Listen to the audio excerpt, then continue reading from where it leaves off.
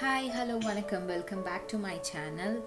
இன்றைக்கி நம்ம பார்க்க போகிற ரெசிபி வந்து பாவக்காய் புளிக்குழம்பு. கொஞ்சம் கூட கசப்பு இல்லாமல் எப்படி பாவக்காய் புளிக்குழம்பு செய்யுதுன்னு பார்க்கலாம் வாங்க. தேவையான இன்க்ரீடியன்ட்ஸ்லாம் இங்கே கொடுத்துருக்கேன், இதை ஸ்டோர் பண்ணியிருக்கேன். இதே அளவுகளோடு நீங்கள் செஞ்சு பார்த்தீங்கன்னா கரெக்டாக வரும்.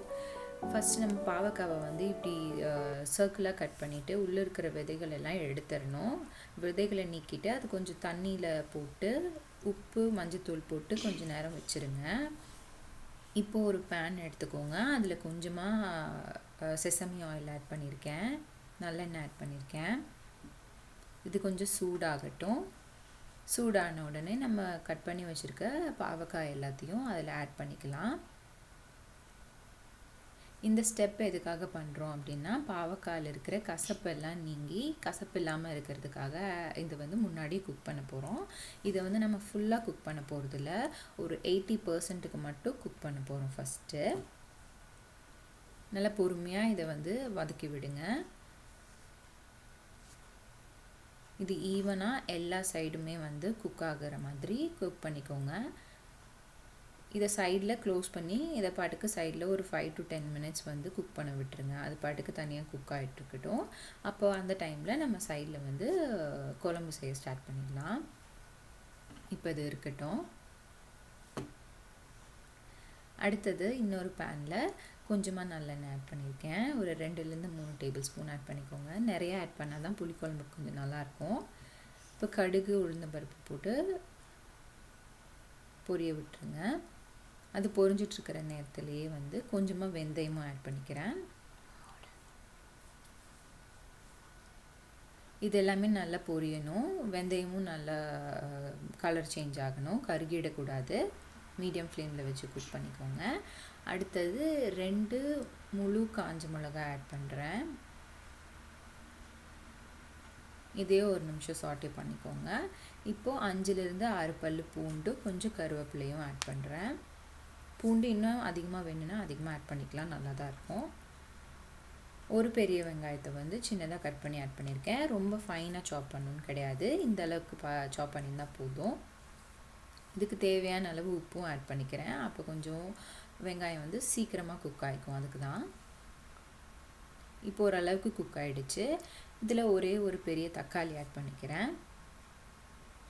நம்ம புளி சேர்க்கறதுனால ரொம்ப தக்காளி ஆட் பண்ண அவசியம் இல்லை, ஒன்று ஆட் பண்ணால் போதும். இது 2-3 பேர் சாப்பிட்றதுக்கான அளவுகள் நான் சொல்லிகிட்ருக்கேன். இந்த தக்காளியும் நல்லா மசிகிற அளவுக்கு குக் பண்ணிக்கிறேன். இதில் கொஞ்சமாக 1/4 டீஸ்பூன் மஞ்சத்தூள், 1 டீஸ்பூன் மிளகாய்த்தூள், 2 டீஸ்பூன் மல்லித்தூள் ஆட் பண்ணுறேன். இது குழம்பு மிளகாய்த்தூள் எதுவும் ஆட் பண்ண போகிறதில்ல, குழம்பு பொடி இல்லாமையே வந்து சமைக்கலாம். முன்னாடியே வந்து பூண்டு குழம்பு பொடி எப்படி வச்சு செய்கிறதுன்னு நான் போட்டிருப்பேன். அதோட லிங்க் டிஸ்கிரிப்ஷனில் கொடுக்குறேன், வேணுங்கிறவங்க பார்த்துக்கோங்க. இப்போ மீடியம் ஃப்ளேமில் வச்சு இந்த மசாலோட பச்சை வாசனை போகிற அளவுக்கு குக் பண்ணிக்கணும். அதுலேருந்து எண்ணெய் தெளிஞ்சு வர மாதிரி தெரியும், அது வரைக்கும் மீடியம் ஃப்ளேமில் வச்சு குக் பண்ணிடுங்க.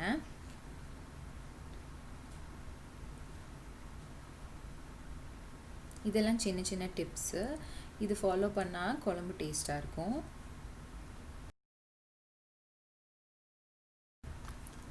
பார்த்திங்களா, இந்த மாதிரி எண்ணெய் நல்லா தெளிஞ்சு வர அளவுக்கு மீடியம் ஃப்ளேமில் குக் பண்ணுங்கள்.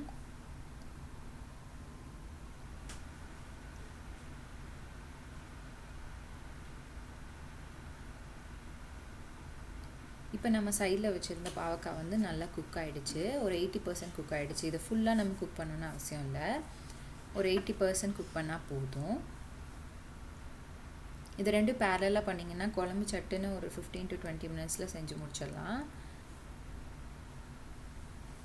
இப்போ அடுத்தது நம்ம பாவக்காய் வெந்திருக்குல்ல, அதை வந்து இதில் ஆட் பண்ணிக்கலாம். ஆட் பண்ணி அந்த பாவக்காவும் அந்த மசாலும் சேர்ந்து நல்லா குக் ஆகட்டும். ஒரு தடவை ஒரு 5 minutes குக் பண்ணுங்கள். இப்போ இதில் ஒரு இன்னொரு 10% கூடி அந்த பாவக்காய் நல்லா குக் ஆகட்டும். பாருங்கள், நல்லா மிக்ஸ் ஆகிடுச்சு எல்லாம்.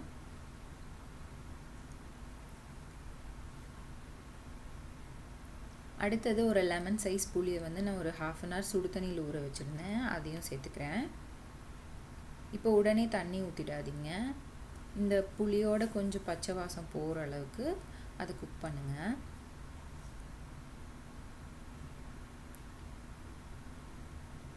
இன்னும் கொஞ்சம் அந்த புளிப்பெல்லாம் அந்த பாவக்காயில் இறங்கும் போது நல்லாயிருக்கும். இப்போ மூடி வச்சு ஒரு 5 minutes குக் பண்ணியிருந்தேன். இப்போ கொஞ்சம் பச்சை வாசனைலாம் போயிருக்கும். இப்போ இதில் 1 கப் தண்ணி ஆட் பண்ணிக்கிறேன். தேவையான அளவு கல்லுப்பு ஆட் பண்ணிக்கிறேன். மூடி வச்சு நல்லா கொதிக்க விடுங்க. ஒரு 5 நிமிஷம் இது நல்லா கொதி வரட்டும். இப்போ 5 நிமிஷம் ஆயிருக்கு, நல்லா கொதிச்சிருக்கு. ஒரு தடவை நல்லா கிளறி விட்டுட்டு இதில் வந்து வெல்லம், தேவையான அளவு வெல்லம் ஆட் பண்ணிக்கோங்க. ஃபஸ்ட்டு ஒரு டேபிள் ஸ்பூன் அளவுக்கு துருவி ஆட் பண்ணி பாருங்கள். அதுக்கப்புறம் கசப்பு இருந்ததுன்னா தேவையான அளவு ஆட் பண்ணிக்கோங்க.